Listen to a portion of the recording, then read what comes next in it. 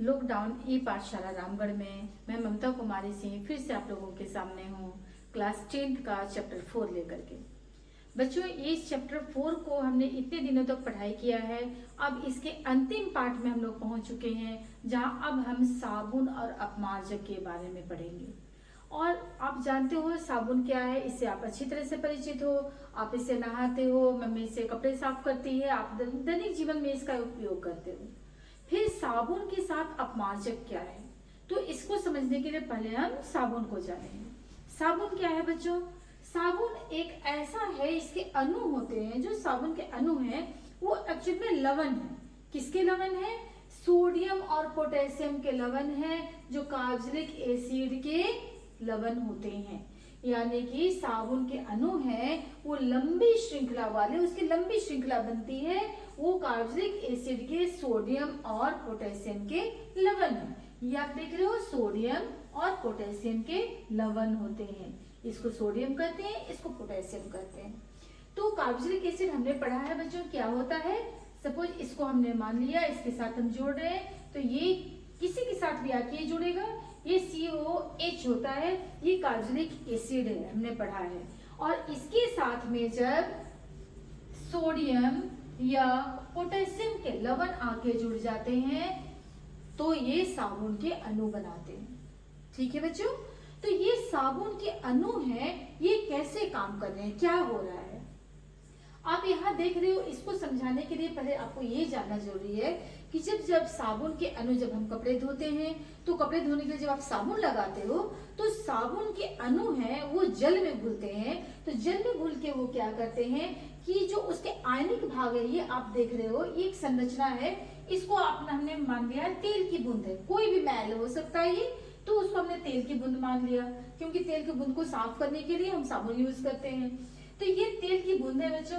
तो इसके साथ में जब साबुन के अणु हैं, ये क्या करें, देखो अब कैसे करें। ये इधर ये आयनिक पार्ट है, इसका आयनिक भाग है, यानी इसके लवण की आयनिक भाग है।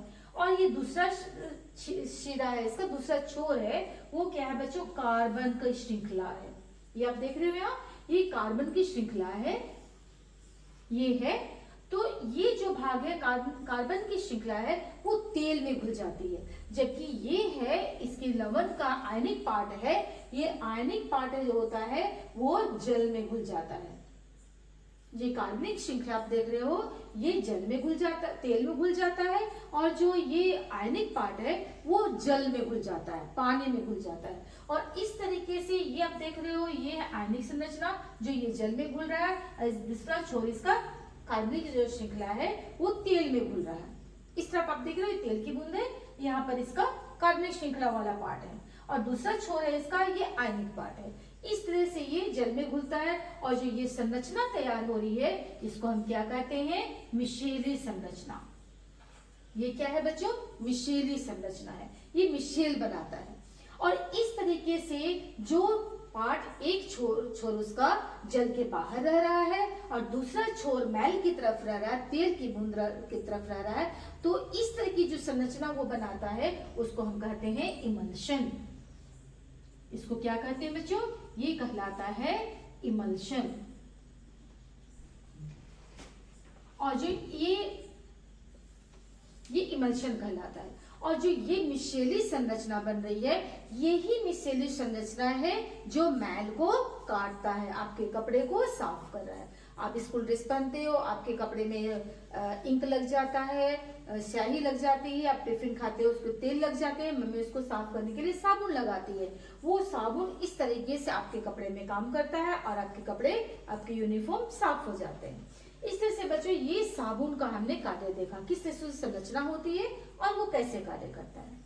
अब आप ये देखते हो, ये आपकी मम्मी आपको बता सकती है कि कभी कभी साबुन झाग नहीं देता है।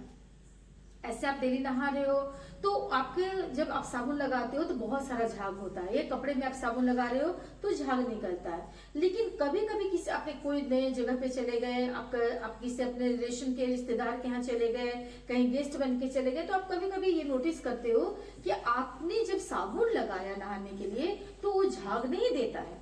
उसका कारण क्या है बच्चों? झाग नहीं आने का कारण है, आप तभी समझ जाओगे तुरंत कि वो कठोर जल है। ये कठोर जल है तभी झाग नहीं दे रहा है। झाग नहीं देने का कारण क्या है कि हमने पढ़ा कि इसमें कौन से लवण है, सोडियम और पोटेशियम है। ये सोडियम और पोटेशियम लवण जब साबुन के पोटेशियम और सोडियम और पोटेशियम लवण जब जल के कैल्शियम और मैग्नीशियम लवण के साथ में अभिक्रिया करते हैं, जल में बच्चों कैल्शियम और मैग्नीशियम के लवण होते हैं, ये आप पहले भी पढ़े हुए होंगे। तो ये कैल्शियम और मैग्नीशियम लवण है, वो इसके सोडियम और पोटेशियम लवण के साथ अभिक्रिया करते हैं, और ये जब अभिक्रिया करते हैं तो वो एक अघुलनशील पदार्थ बनाता है जिसको हम स्कम कहते हैं। ठीक है बच्चों, इसको हम स्कम कहते हैं। स्कम क्या है?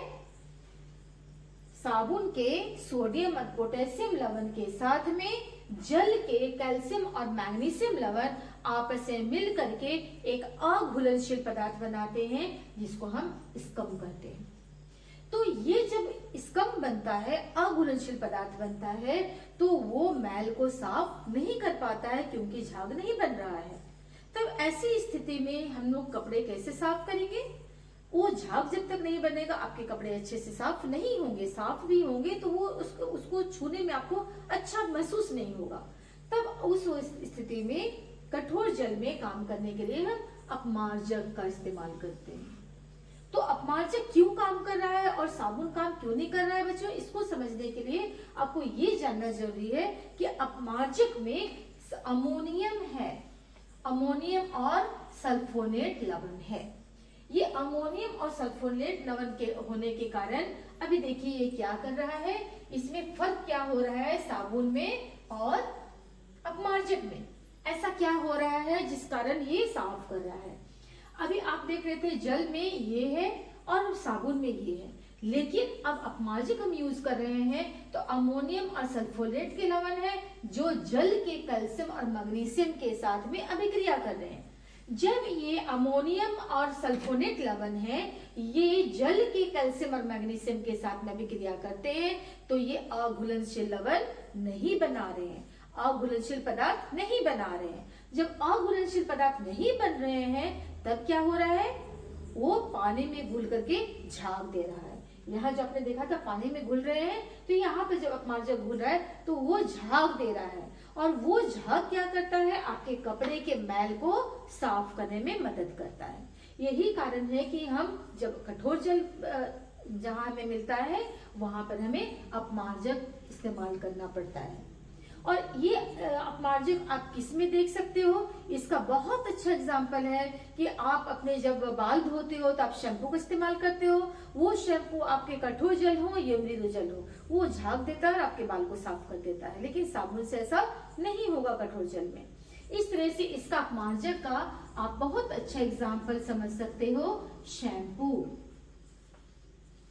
ये शैम्पू है जिसमें अपमार्जक यूज होता है। दूसरा है कपड़े धोने के लिए, कपड़े धोने के उत्पाद, जिसमें हम वॉशिंग पाउडर को समझ सकते हैं। इस तरीके से जो भी पाउडर है वो इसमें इसके सारे उत्पाद अपमार्जक में आते हैं। जो साबुन काम नहीं करता है वो अपमार्जक काम करता है।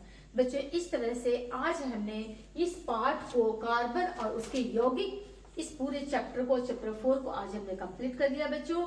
मुझे उम्मीद है कि ये पाठ आपको अच्छे से समझ में आया होगा। अब हम अगले नए पाठ के साथ फिर से मिलेंगे।